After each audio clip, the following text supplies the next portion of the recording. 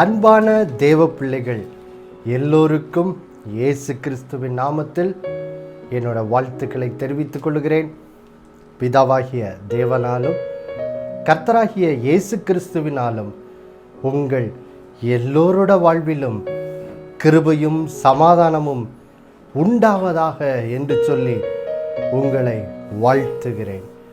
தேவ பிள்ளைகளே, நாம் வெளிப்படுத்தல் 12ஆம் அதிகாரம் 11வது வசனத்தை வாசிக்க கேட்கலாமா? வெளிப்படுத்தல் 12:11வது வசனம். மரணம் நேரிடுகிறதாய் இருந்தாலும் அதற்கு தப்பும்படி தங்கள் ஜீவனையும் பாராமல் ஆட்டுக்குட்டியின் இரத்தத்தினாலும் தங்கள் சாட்சியின் வசனத்தினாலும் அவனை ஜெயித்தார்கள். தேவ பிள்ளைகளே, நாம் கடந்த சில மாதங்களாக இந்த வசனத்தின் பின்பகுதி ஆட்டுக்குட்டியின் இரத்தத்தினாலும் தங்கள் சாட்சியின் வசனத்தினாலும் பிசாசை ஜெயித்தார்கள் என்று சொல்லுகிற இந்த வசனத்தை தலைப்பாக வைத்து நாம் தேவனுடைய வார்த்தையின் சத்தியங்களை தியானித்து வருகிறோம். இந்த தலைப்பின் கீழ் முதல் பகுதியிலே நாம் முதலாவதாக பார்த்தோம், இந்த கடைசி காலங்களில் இயேசுவின் வருகைக்கு அருகாமையில் இருக்கும் இந்த கடைசி காலங்களிலே மத்தேயு 24ஆம் அதிகாரத்தில் சொல்லப்பட்டிருக்கிற கடைசி கால அடையாளங்கள் மற்றும் வேதத்தின் பல்வேறு இடங்களில் சொல்லப்பட்டிருக்கும் கடைசி கால அடையாளங்கள் இன்றைக்கு தீவிரமாய் நிறைவேறி வருகிறதை நம்முடைய கண்கள் முன்பாக நாம் கண்டு வருகிறோம். உலகம் எங்கும் தீமைகள் பெருகி வருகிறது. நாம் முதலாவது தலைப்பின் கீழ் தியானித்தோம், இந்த கடைசி காலத்தில் உலகத்தில் தீமைகள் பெருகும் என்று வேதம் சொல்லியிருக்கும் போது அதற்கு காரணம் என்ன என்பதை நாம் தெளிவாக தியானித்தோம் முதலாவது பகுதியிலே. இரண்டாவது பகுதியிலே நாம் பார்த்தோம், கர்த்தர் எப்படி நல்லவராக மாத்திரமே இருக்கிறார், அவர் நமக்கு நன்மை செய்கிறவரும், பிசாசின் வல்லமையில் நாம் அகப்பட்டு பாடுபடும் போது அதிலிருந்து நம்மை விடுவிக்கிறவராய் மாத்திரம் இருக்கிறார் என்று சொல்லுகிற அந்த சத்தியத்தை நாம் தெளிவாக தியானித்தோம். நம்முடைய கர்த்தர் நல்லவர் நல்லவர் என்பதை தெளிவாக அறிந்து கொண்டோம். அதுக்கு அடுத்த தலைப்பின் கீழ் நாம் இயேசு கிறிஸ்துவின் ரட்சிப்பினால் நமக்கு உண்டாயிருக்கும் பலன்கள் என்ன, நம்முடைய வாழ்வு இயேசு கிறிஸ்துவின் ரட்சிப்பினால் எப்படி மாற்றப்பட்டிருக்கிறது என்று சொல்லி நாம் பல காரியங்களை தெளிவாக தியானித்தோம். தேவ பிள்ளைகளே, இப்பொழுது இந்த வசனத்தின் தலைப்பின் கீழ் அடுத்த பகுதி, முக்கியமான பகுதிக்கு இப்பொழுதுதான் வந்திருக்கிறோம் பாருங்க. அது என்னது? இந்த வசனம் சொல்லுகிறது, ஆட்டுக்குட்டியின் இரத்தத்தினாலும் தங்கள் சாட்சியின் வசனத்தினாலும் பிசாசை ஜெயித்தார்கள் என்று சொல்லியிருக்கிறது. இந்த சத்தியத்தை நம்முடைய வாழ்க்கையிலே நாம் எப்படி சுதந்திரிப்பது, இந்த சத்தியத்தில் எப்படி நடப்பது என்ற இந்த கடைசி பகுதியை இந்த வாரத்திலிருந்து நாம் என்ன செய்ய போகிறோம்? தியானிக்க போகிறோம். இந்த கடைசி இந்த தலைப்பின் கீழ், இந்த கடைசி முக்கியமான இந்த தலைப்பின் கீழ், அதாவது எப்படி ஆட்டுக்குட்டியின் இரத்தத்தினாலும் சாட்சியின் வசனத்தினாலும் எப்படி பிசாசை ஜெயிக்கிறது என்ற இந்த சத்தியத்தை தியானிப்பதற்கு நாம் எபேசியர் 6ஆம் அதிகாரத்துக்கு செல்ல போகிறோம். எபேசியர் 6ஆம் அதிகாரத்திலே நாம் 10வது வசனத்திலிருந்து 18வது வசனம் வரைக்கும் சொல்லப்பட்டிருக்கிற அந்த வசனங்களிலிருந்து நாம் ஒவ்வொன்றாக தியானிக்க போகிறோம். இந்த வாரம் இந்த தலைப்பின் கீழ் முதலாவதாக நாம் எபேசியர் 6ஆம் அதிகாரம் 10 மற்றும் 11வது வசனங்களை நாம் இப்பொழுது வாசிக்க கேட்கலாமா? கடைசியாக என் சகோதரரே, கர்த்தரிலும் அவருடைய சத்துவத்தின் வல்லமையிலும் பலப்படுங்கள். நீங்கள் பிசாசின் தந்திரங்களோடு எதிர்த்து நிற்க திராணி உள்ளவர்கள் ஆகும்படி தேவனுடைய சர்வாயுத வர்க்கத்தை தரித்து கொள்ளுங்கள். தேவ பிள்ளைகளே, நாம் ஏன் எபேசியர் இந்த 6ஆம் அதிகாரம் 10லிருந்து 18வது வசனம் வரைக்கும் ஏன் தியானிக்க போகிறோம்? வேதத்தில் இந்த இடத்துல தான் எப்படி நம்ம ஆட்டுக்குட்டியின் இரத்தத்தினாலும் சாட்சியின் வசனத்தினாலும் எப்படி நாம் பிசாசை ஜெயிப்பது, பிசாசுக்கு விரோதமான அந்த ஆவிக்குரிய போராட்டம் ஒன்று இந்த உலக வாழ்வில் நமக்கு இருக்கிறது. அந்த போராட்டத்தை நாம் எப்படி அந்த தேவனுடைய வசனத்தை கொண்டு எப்படி பிசாசுக்கு எதிர்த்து நின்று எப்படி இந்த போராட்டத்திலே, இந்த ஆவிக்குரிய போராட்டத்தில் எப்படி ஜெயம் கொள்வது என்ற அந்த தெளிவான சத்தியம் இந்த வேத பகுதியில் தான் என்ன செய்யப்பட்டிருக்கு, கொடுக்கப்பட்டிருக்கிறது பாருங்கள். அதை தான் நம்ம இங்கே வாசிக்கிறோம் பாருங்கள். இப்போ 12வது வசனத்தை வாசிக்க கேட்கலாம். ஏனெனில் மாம்சத்தோடும் இரத்தத்தோடும் அல்ல, துரைத்தனங்களோடும் அதிகாரங்களோடும் இப்பிரபஞ்சத்தின் அந்தகார லோகாதிபதிகளோடும் வான மண்டலங்களில் உள்ள பொல்லாத ஆவிகளின் சேனைகளோடும் நமக்கு போராட்டம் உண்டு.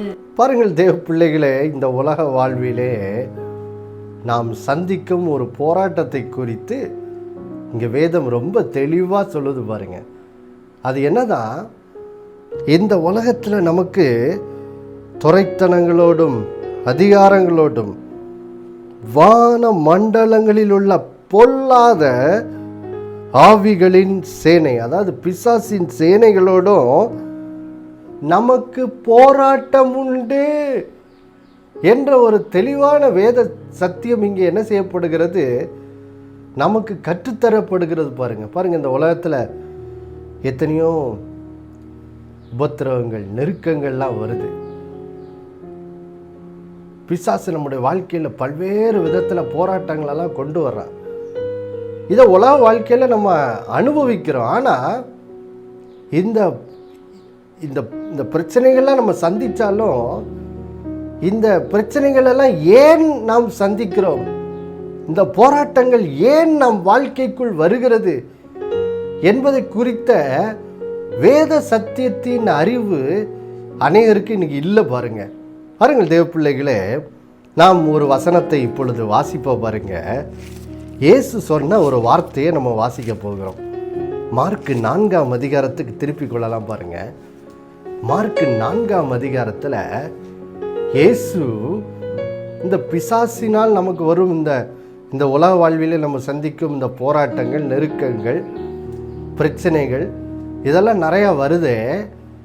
இந்த போராட்டம் ஏன் வருது, இந்த போராட்டம் ஒன்று உலகத்தில் உண்டு என்ற அந்த 2 காரியத்தை அங்கே இயேசு வெளிப்படுத்துகிறார். ஒன்று, பிசாசோடு நமக்கு போராட்டம் உண்டு. 2வது, ஏன் இந்த போராட்டம் வருது அப்படிங்கிறத இயேசு அழகாக சொல்கிறார் பாருங்க. இப்போ நம்ம மார்க்கு 4ஆம் அதிகாரத்தில் 15லிருந்து 17வது வசனம் வரைக்கும் நம்ம வாசிக்க கேட்கலாம் பாருங்க. வசனத்தை கேட்டவுடனே சாத்தான் வந்து அவர்கள் இருதயங்களில் விதைக்கப்பட்ட வசனத்தை எடுத்து போடுகிறான். இவர்களே வசனம் விதைக்கப்படுகிற வழியர்களானவர்கள். அப்படியே வசனத்தை கேட்டவுடனே அதை சந்தோஷத்தோட ஏற்றுக்கொண்டும் தங்களுக்குள்ளே வேர்கொள்ளாதபடியால் கொஞ்ச காலம் மாத்திரம் நிலைத்திருக்கிறார்கள். வசனத்தின் நிமித்தம் உபத்திரவமும் துன்பமும் உண்டான உடனே இடரல் அடைகிறார்கள். இவர்களே கற்பாறை நிலத்தில் விதைக்கப்பட்டவர்கள். பாருங்கள் தேவ பிள்ளைகளே, இந்த உலக வாழ்க்கையில் ஏன் பிசாசினால் நம் வாழ்க்கையில் போராட்டங்கள் வருகிறது, அதற்கு என்ன காரணம் என்பதை இயேசு இங்கே ரொம்ப அழகாக வெளிப்படுத்துகிறார் பாருங்க தேவ பிள்ளைகளே. பாருங்க இங்கே 15வது வசனத்தில் ஏன் ஆவிக்குரிய போராட்டங்கள், அதாவது ஏன் பிசாசு நமக்கு விரோதமாக வந்து போராட வர்றான் அப்படிங்கிற அந்த காரணத்தை இயேசு சொல்கிறாரு பாருங்க. 15வது வசனத்தில் சொல்கிறாரு, வசனத்தை கேட்ட உடனே சாத்தா வந்து அந்த இருதயத்தில் விதைக்கப்பட்ட வசனத்தை எடுத்து போட அல்லது திருட என்ன செய்கிறானா, வர்றானா. அப்போ பாருங்கள் தேவ பிள்ளைகளே, இந்த உலக வாழ்விலே நம்ம ஆவிக்குரிய போராட்டங்களை சந்திக்கிறோம். பிசாசினால் வருகிற ஆவிக்குரிய போராட்டங்களை சந்திக்கிறோம். இந்த போராட்டங்களை சந்திக்கிறதுக்கு காரணமே என்னது, நம்முடைய வாழ்க்கையில் இயேசு கிறிஸ்துவின் ரட்சிப்பை இந்த உலகத்திலே நாம் பெற்று அனுபவிக்க கூடாது, ஆண்டோடைய ரட்சிப்பு நம்முடைய வாழ்க்கையில் வெளிப்பற்றக்கூடாது. நம்ம துன்பத்திலே தான் வாழணும், பாவத்துக்கு அடிமையா, சாபத்துக்கு அடிமையா, பயத்துக்கு அடிமையா, கவலைக்கு அடிமையாக தான் இந்த உலகத்தில் இப்படி அடிமைகளாகவே வாழணும். இவங்க விடுதலை பெற்ற ஜனங்கள் ஆயிடக்கூடாதுன்னு சொல்லி பிசாசு நம்ம மேல் என்ன செய்கிறான், பொறாமை கொண்டவனாக இருக்கிறான். அதனால தான் பாருங்க, ஆண்டோடைய ரட்சிப்பை பெற்றுக்கொள்ளும் அந்த வசனம் நமக்கு அறிவிக்கப்படும் போது அது நம்முடைய இருதயத்தில் விதைக்கப்படும் போது பிசாசு என்ன பண்ணுறான்னா பாருங்க, கர்த்தருடைய ரட்சிப்பு அவருடைய வசனத்தின் மூலமாக தான் நமக்கு உண்டாகுது பாருங்க. அப்போது அவருடைய வசனத்தின் மூலமாக தான் ஆண்டோடைய ரட்சிப்பு நமக்கு கிடைக்குதுன்னு பிசாசுக்கு தெரிஞ்சதுனால அந்த வசனத்தை நம்ம கேட்ட உடனே என்ன பண்ணுறான்னா, உடனே வேகமாக வரானா பாருங்க. என்ன பண்ணுறான்னா, நம்முடைய இருதயத்தில் விதைக்கப்பட்ட வசனத்தை எடுத்து போடும்படி தீவிரமாக என்ன செய்யறானா, வரானா பாருங்க. ஏன்னா அந்த வசனம் இருதயத்துக்குள்ளே போயிருச்சுன்னா நம்ம வாழ்க்கையில் என்ன கிடச்சிரும், ஆண்டோடைய ரட்சிப்பு கிடச்சிரும், ஆண்டோட விடுதலை நமக்கு என்ன செய்யணும் கிடச்சிரும். அப்போ நம்ம விடுதலை பெற்ற ஜனங்களாக வாழக்கூடாது, அடிமைகளாகவே பாவத்துக்கு என்ன செய்யணும், வாழணும்னு சொல்லி பிசாசுக்கு நம்ம மேலே பொறாமை பாருங்க. அவன் பொறாமை பிடிச்சவனாக இருக்கான். அப்போது அதனால தான் பாருங்க, எப்படியாவது ஆண்டோடைய ரட்சிப்பை நம்ம பெற்று அனுபவிக்கக்கூடாதுன்னு சொல்லி கர்த்தரோட வசனத்தை யாராவது கேட்டுட்டா உடனே அவங்களுக்கு விரோதமாக என்ன செய்கிறான், அந்த வசனத்தை பிடுங்கி போடுறதுக்கு என்ன வேலை செய்யணுமோ அதை பண்ண ஆரம்பிச்சிடறான் பாருங்க. பிரதானமாக எப்படி அந்த வசனத்தை எடுத்து போடுறான்னா, அதுக்கு அவன் யூஸ் பண்ணுற ஆயுதங்கள் என்னவா, அதை தான் 17வது வசனத்தில் வாசிக்கிறோம் பாருங்க. இப்போ 17வது வசனத்தினுடைய பின்பகுதியை வாசிக்க கேட்கலாம்.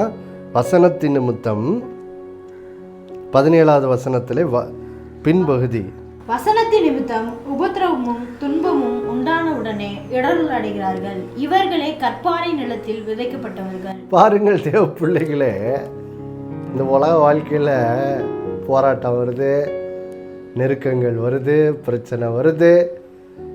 அதுவும் குறிப்பாக கடைசி காலத்தில் நிறைய வருது. ஏன் வருது? அவனோட வருகை சீக்கிரமாக இருக்குன்னு தெரியுது நம்ம எல்லாருக்குமே. இதோ சீக்கிரமாக வருகிறேன் என்று சொன்னவர் தாமதிப்பதில்லை.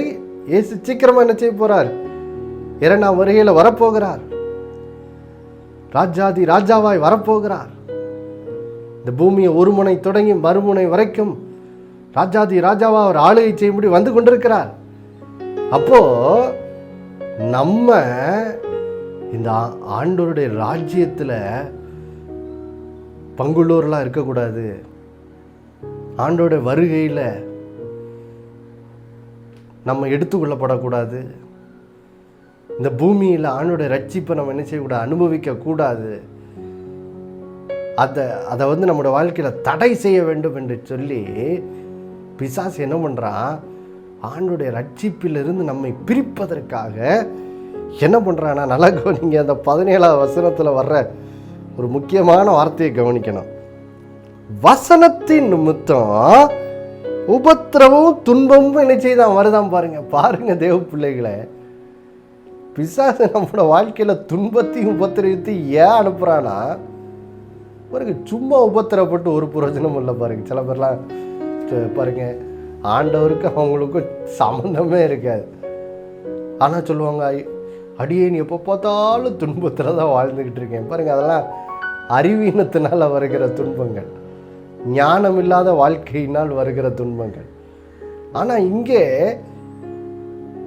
கர்த்தரை விசுவாசிப்பதன் பொருட்டு வருகிற ஒரு துன்ப உபத்திரவத்தை பற்றி இங்கே வேதம் சொல்லுது பாருங்க. இங்கே சொல்லுது, நம்ம போய் ஆண்டோடைய ரட்சிப்பின் வசனத்தை போய் சபையிலையோ டிவிலையோ செல்ஃபோன்லேயோ நண்பர்கள் மூலமாகவோ ஊழியக்காரர் மூலமாகவோ ஏதோ ஒரு இடத்துல கேட்குறோம். கேட்ட உடனே அந்த வசனம் நமக்குள்ளே என்ன செய்யும், நம்ம அதை தொடர்ந்து விசுவாசிச்சுட்டே இருந்தோம்னா நம்முடைய வாழ்க்கையில் ஆண்டோடைய ரட்சிப்பை அதை என்ன செய்கிறோம், உண்டாக்கி விடும்.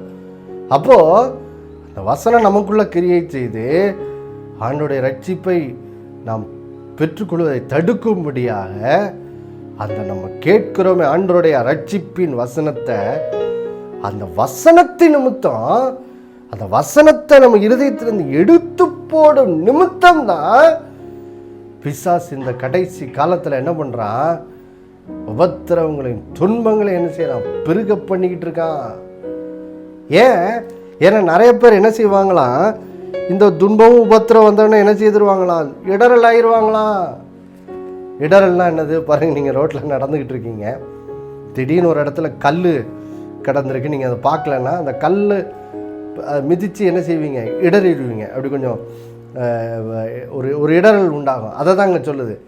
இங்கே என்ன சொல்லுது, வசனத்தை கேட்டோடனே நிறைய பேருக்கு சந்தோஷம் வரும். அப்படியா, இயேசு என் பாவத்துக்காக சிலுவையில் மரித்து எனக்கு பாவத்திலேருந்து விடுதலையை தந்திருக்காரா, அப்படியா சாபத்திலேருந்து விடுதலையை தந்திருக்காரா பாருங்க. அப்படிதான் வேதத்தில் பாருங்க நம்ம வாசிக்கிறோம்.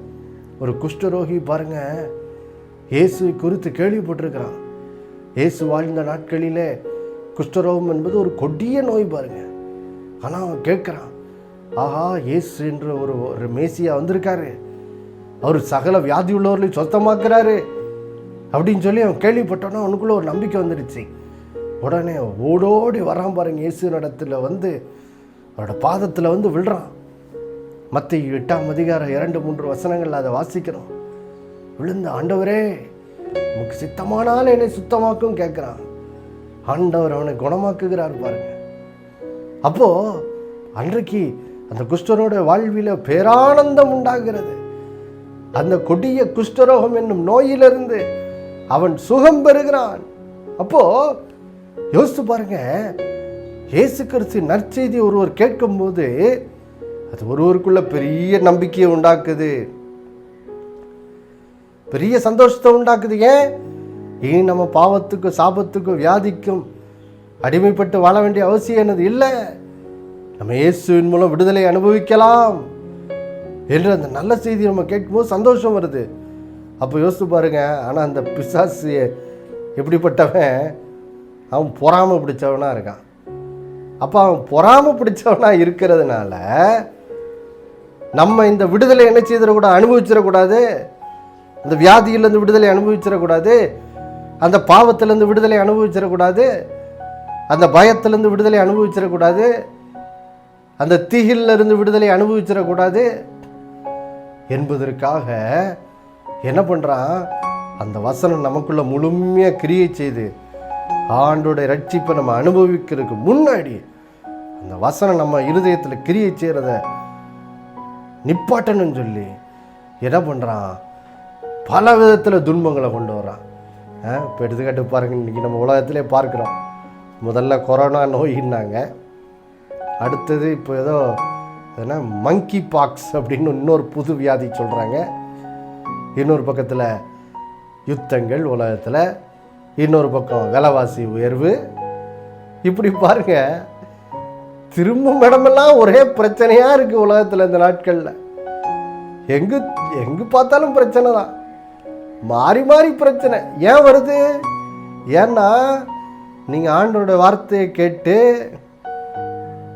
ஏசு இதோ சீக்கிரமாக வரப்போகிறார்ப்பா, ஆஹா என் ஆண்டவர் வரப்போகிறார் என்ற அந்த சந்தோஷ செய்தியை வாழ்க்கையில் என்ன செய்திடக்கூடாது, நீங்கள் அனுபவிச்சிடக்கூடாது.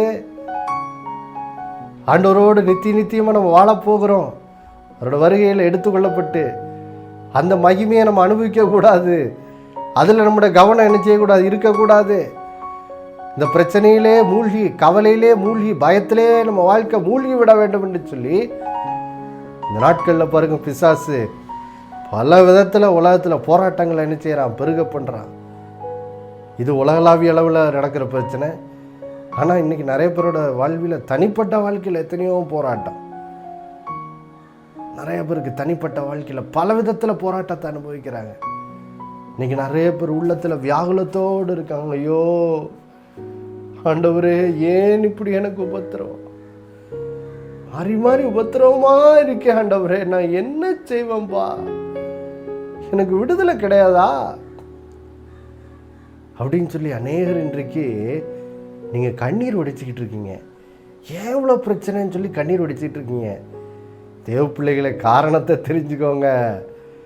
இந்த கடைசி காலத்தில் நீங்கள் ஆண்டோடைய ரட்சிப்பு என்ன செய்யக்கூடாது, அனுபவிக்க கூடாதுன்னு சொல்லி அதை தடை செய்வதற்கு தான் பிசாசு இவ்வளோ போராட்டங்களை என்ன செய்யறான், கொண்டு வரான் பாருங்க. அதை தான் பவுல் அங்க சொல்றாரு எபேசியர் 6:12, வானமண்டலில் பொல்லாத ஆவிகளின் சேனைகளோடு நமக்கு போராட்டம் உண்டு. பிரியமானவர்களே, இப்படிப்பட்ட ஒரு போராட்டத்தை நம் உலகத்தில் சந்திக்க தான் செய்கிறோம் என்பது உண்மைதான் பாருங்க. இது பொய்யல்ல, நிஜம். நீங்கள் வாழ்க்கையில் இன்னைக்கு போராட்டத்தை சந்திச்சுட்டு இருக்கீங்களா? ஆச்சரியப்படாதீங்க, அது குறித்து ஆச்சரியப்படாதீங்க. ஏன்னா இது உலகத்தில் சந்திக்கிற ஒரு காரியம்தான். அதனால தான் தேவ பிள்ளைகளே, இன்றைக்கு உங்களுக்கு நல்ல செய்தியை பேசிக்கிட்டு இருக்கேன். என்ன நல்ல செய்தி? எப்படி இயேசு கிறிஸ்துவின் மூலமா, நம்முடைய ஆண்டவராக இயேசு கிறிஸ்துவின் மூலமா எப்படி இந்த போராட்டங்கள் மேல் நாம் ஜெயம் கொள்வது. ஏன்னா இயேசு கிறிஸ்து சிலுவையில் மரித்த பிறகு 3ஆம் நாள் மரணத்தை ஜெயித்து என்ன செய்தாரு, உயிரோடே எழுந்து விட்டார். அப்போ இயேசுவோட உயிர்த்தெழுதல் இன்றைக்கு நம்முடைய வாழ்க்கையிலே பிசாசின் மேல் நாம் ஒவ்வொரு நாளும் ஜெயத்தை அனுபவிப்பதற்கு வழி என்ன செய்து விட்டது, திறந்து விட்டது. உலகத்தில் போராட்டம் உண்டுங்கிறது உண்மைதான். ஆனால் அதனுடைய இன்னொரு உண்மையும் இயேசு சொல்கிறாரு பாருங்க. பாருங்க, நீங்கள் உலகத்தில் போராட்டம் உண்டு அப்படின்னு நான் சொன்ன உடனே நீங்கள் உடனே இதுதான் நம்ம தலைவிதி போல், வாழ்க்கை முழுவதும் போராட்டத்திலே வாழ்ந்து வாழ்ந்து அப்படி தான் கழிக்க வேண்டியதான் போல். இன்றைக்கி இப்படி பிரச்சனை, நாளைக்கு அப்படி பிரச்சனை, என்ன பண்ணுறது, இதுதான் தலைவிதி. மனுஷனா பிறந்துட்டே இல்லை உலகத்தில் அப்படின்னு நீங்கள் என்ன செய்ய வேண்டியில்லை, சலிப்படைய வேண்டிய அவசியம் இல்லை.